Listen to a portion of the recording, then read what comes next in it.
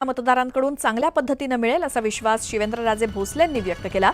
इच्छुक उमेदवार निवडणूक लागल्यावरती मतदारसंघात येतात, मात्र अडचणी असतात तेव्हा ते नसतात असं म्हणत त्यांनी विरोधकांवर निशाणा साधला। यावेळी भावी आमदार म्हणून बॅनरबाजी करणाऱ्यांवर सुद्धा त्यांनी टीका केली।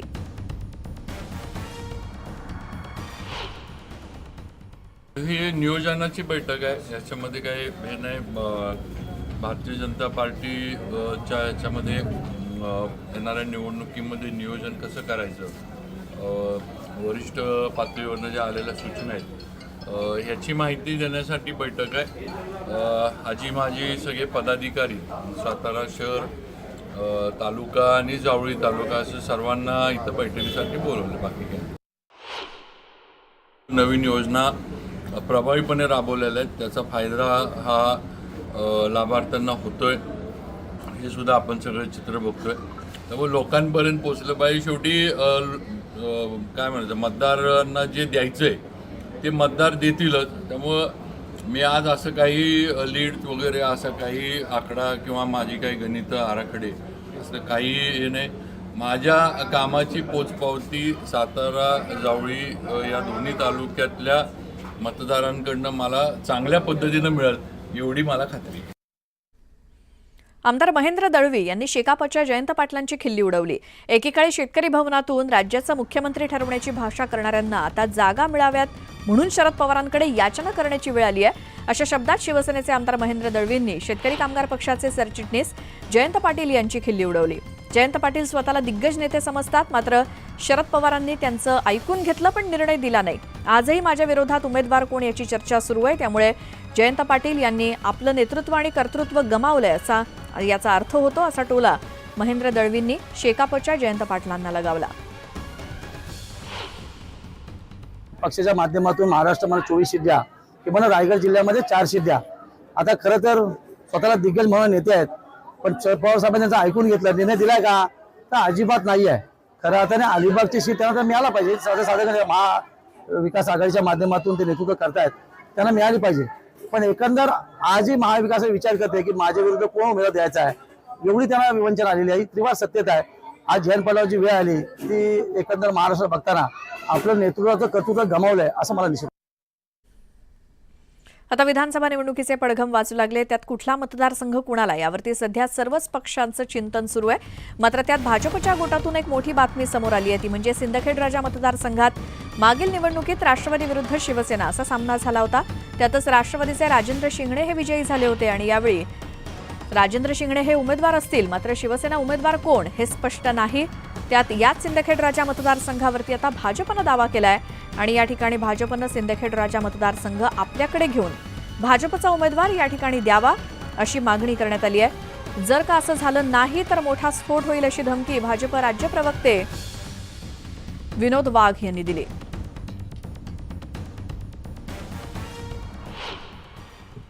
बऱ्याच दिवसापासून त्यांच्या मनात चलबिचल चालू होती आणि बहुतेक तुमच्या माध्यमातून इतरही अनेकांच्या माध्यमातून कळालं की त्यांनी आज निर्णय घेतला आणि ते शरद पवार साहेब यांच्या राष्ट्रवादी काँग्रेस पक्षामध्ये ते आज प्रवेश करतायत। त्यामुळे त्यांच्या बऱ्याच दिवसापासून त्यांच्या मनात असलेली इच्छा जी आतापर्यंत त्यांनी लपून ठेवली होती ती आज त्यांनी कार्यकर्त्याच्या मेळाव्याच्या माध्यमातून बहुतेक जाहीर केली आणि ते तुतारी हाती घेण्याचा निर्णय ते आज घेत आहेत। त्यामुळे महायुतीला असा काही त्याचा फारसा फरक पडणार नाही। त्यामुळे त्यांच्या जाण्यानं महायुती काही कमजोर होईल अशातला काही या ठिकाणी भाग नाही। विधानसभा निवडणुकीचे बिगुल वाजलंय, त्यामुळे आता मावळ विधानसभा मतदारसंघात देखील उमेदवारीवरून रस्सीखेच बघायला मिळते।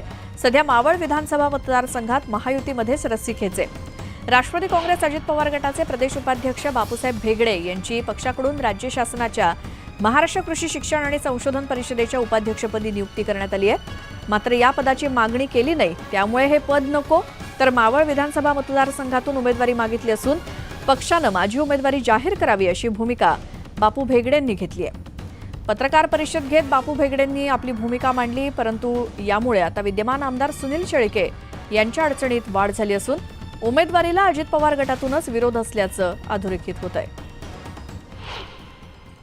काय निर्णय घ्यायचा त्यावेळेस घेऊ आणि मी कळवलेलं सुद्धा होतं की मला काही महामंडळ नकोय, मलाही काही गोष्ट ह्यामध्ये कारण की मी खूप मोठ्या ह्या महामंडळापेक्षा खूप मोठ्या त्या गोष्टीवर पण काम करतोय.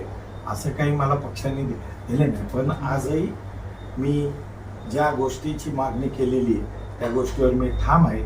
त्यामध्ये माझे राष्ट्रवादी काँग्रेस, माझे सर्व कार्यकर्ते त्यामध्ये सुद्धा ठाम आहे. आमची आघाडी ही तिसरी आघाडी नसून ही पहिली आघाडी असं वक्तव्य राजू शेट्टींनी केलं. दोन्ही आघाड्यांनी काय 7-12 नावावर करून घेतलाय का असा खोचक सवाल देखील त्यांनी उपस्थित केला. दरम्यान ठाकरे आणि शरद पवार गटाचे अनेक इच्छुक उमेदवार आमच्या संपर्कात असल्याचा दावा राजू शेट्टींनी केलाय. अनेक लोक आम्हाला भेटतायत, त्यांना आम्ही का संधी देऊ नये असा सवाल त्यांनी केलाय. दुसरीकडे मनोज जरांगे पाटील यांना सोबत घेण्यासाठी त्यांच्याशी संभाजी महाराज छत्रपती यांच्याशी चर्चा सुरू असल्याची राजू शेट्टींनी माहिती दिली. त्यामुळे शेट्टींच्या या वक्तव्यानं राजकीय वर्तुळात चर्चांना उधाण आलंय. परिवर्तन महाशक्ती ताकदीनं या निवडणुकीमध्ये उतरणार आहेत. अनेक चांगले आश्वासक चेहरे आमच्याकडे यायला लागले आहेत. जिथं वर्षानुवर्षे चळवळीमध्ये काम करणारे कार्यकर्ते आहेत त्यांना तर आम्ही संधी देणारच आहोत, आणि जिथं कार्यकर्त्याची तेवढी क्षमता नाही त्या ठिकाणी नवा आश्वासक चेहरा पण जो प्रस्थापित नाही अशाला संधी देण्याचा प्रयत्न आम्ही करणार आहोत. उद्याच आमच्या कोर कमिटीची बैठक पुण्यामध्ये आहे, त्या बैठकीलाच मी आता निघालेलो आहे. त्यामुळे अशा प्रकारच्या बातम्यामध्ये काही एक तथ्य नाही आहे.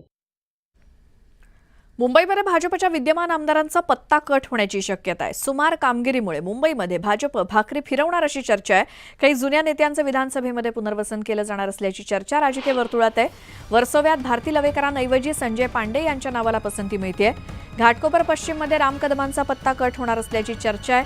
तसंच सायनमध्ये तमिल सेल्वन यांच्याऐवजी प्रसाद लाड आणि राजश्री शिरवडकर यांच्या नावाची चर्चा आहे. घाटकोपर पूर्वमध्ये पराग शहा यांच्या जागी प्रकाश मेहतांचं पुनर्वसन होणार असल्याचं कळतंय. दरम्यान बोरिवलीत सुनील राणेंच्या जागी गोपाळ शेट्टींना उमेदवारी देण्याचे संकेत मिळत आहेत.